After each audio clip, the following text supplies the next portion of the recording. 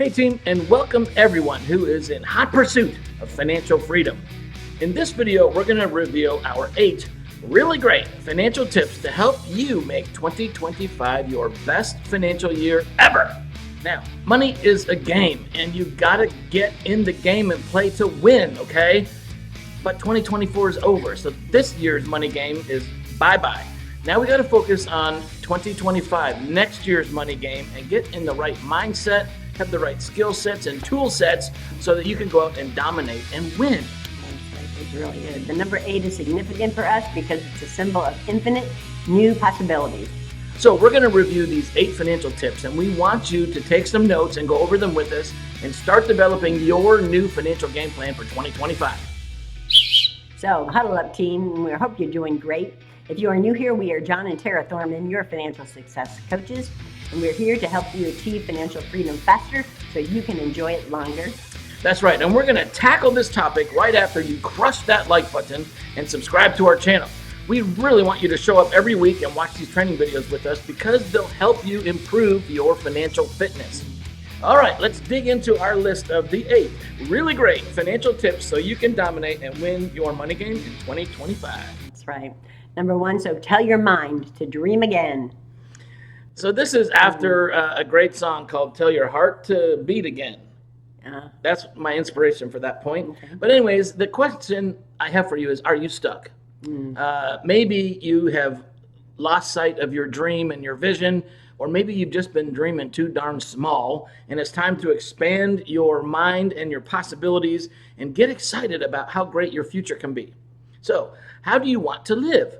What do you want your life to look like? You are the writer, the engineer of this thing, right? You're the player that you got to decide what you want your life to look like, and then be intentional about doing the things that are going to set you up for success. Think about it. Would you like to work remote? Would you like to travel more? Or maybe you want to travel less? Right.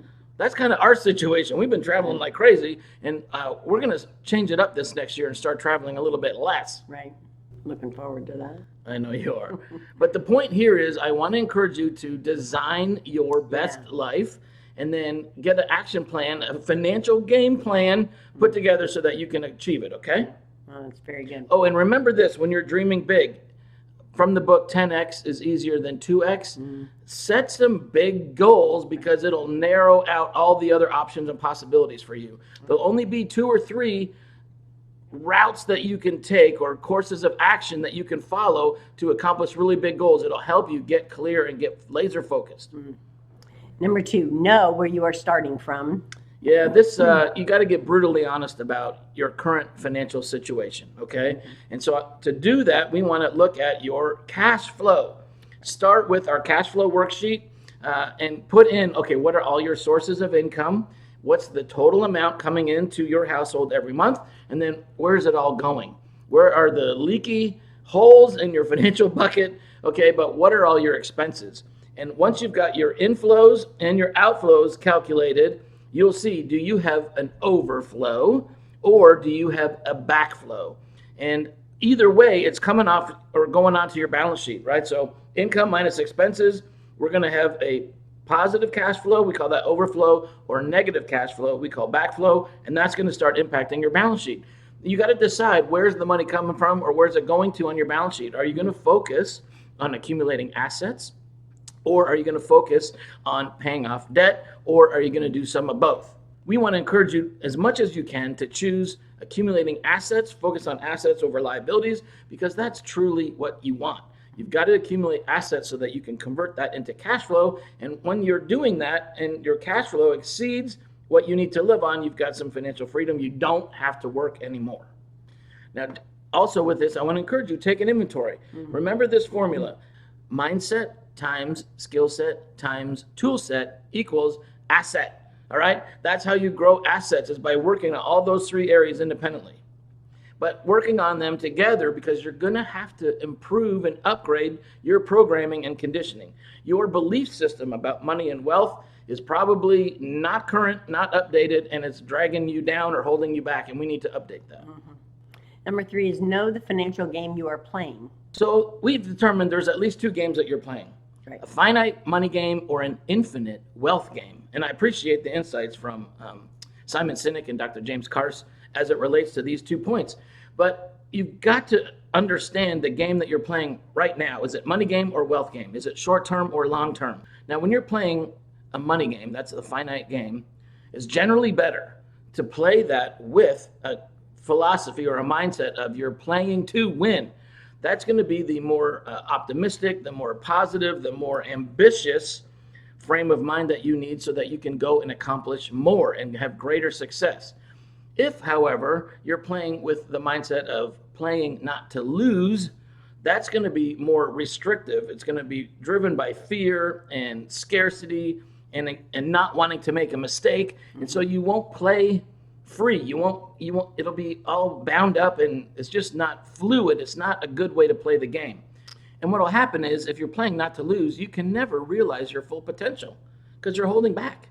But outside of this finite thinking of playing to win or playing not to lose, okay, your money game, we've got an infinite game. That is the wealth game. And when you play the wealth game, that is the long-term thought. It's in a mindset of abundance.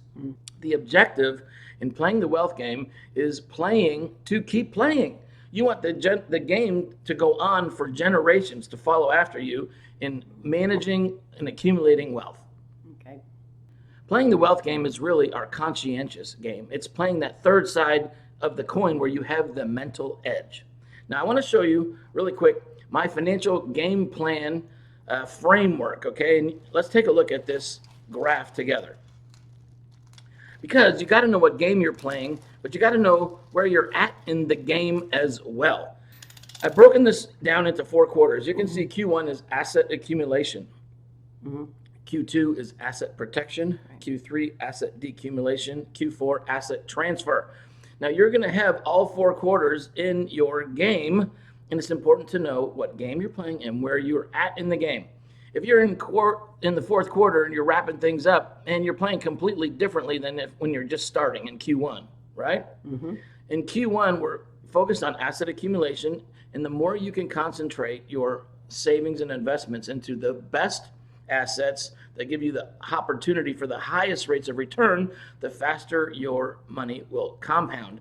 The larger and sooner you can build your nest egg. Now, initially, in the first 2 quarters, the first half of the game, your income is going to be from active income, where you are working for your money.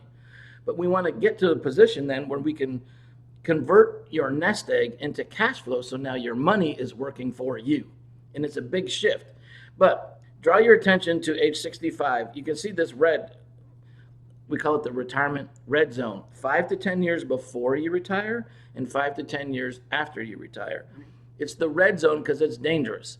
You can't afford to lose money in the stock market right before you're ready to retire or right after you have retired, because you don't have time to make up for it, okay? What you've got to do is find the most efficient and effective way to convert those assets into guaranteed lifetime income so that you never have to worry about money again throughout your retirement. So I want to encourage you, know what game you're playing, what quarter you are in, and if you are ahead or behind, okay? Then you can design the right money moves. You can call the right financial plays that will help you reach your goals. Number 4, get better at all 3 phases of the financial game. So we know offense is the most exciting part, right? We all like to score, but defense keeps you in the game and it wins championships, all right? However, special teams is your secret weapon. It creates opportunities. It gives you extra advantages and helps you swing momentum in your favor. So when it comes to your financial game plan, we've got to get better at offense, defense, and special teams. So offense, this is your cash flow management, your asset management, and your time management, right? Defense, this is your risk management, your debt management, and your fitness. And when we talk fitness, we're looking at mental, physical, spiritual, and financial. And then special teams. This really, like I said, your secret weapon, right? It's your mindset, and it's taxes and legal management. You got to get better at all 3 phases of your game. You don't want to leave any area ignored. Right. Hey, team, I just want to interrupt our training video here for a few seconds and ask if you're ready to change your beliefs and your behaviors about money. You're going to need to do that if you want to get in the game and really achieve financial freedom that you desire. All high achievers have coaches. So if you want to improve your financial game and achieve financial freedom faster so you can enjoy it longer, nothing is going to work better than working with a financial coach. So if you're serious about financial success and committed to achieving your financial goals, then I want to invite you to a free 30-minute discovery call with me, your financial success coach.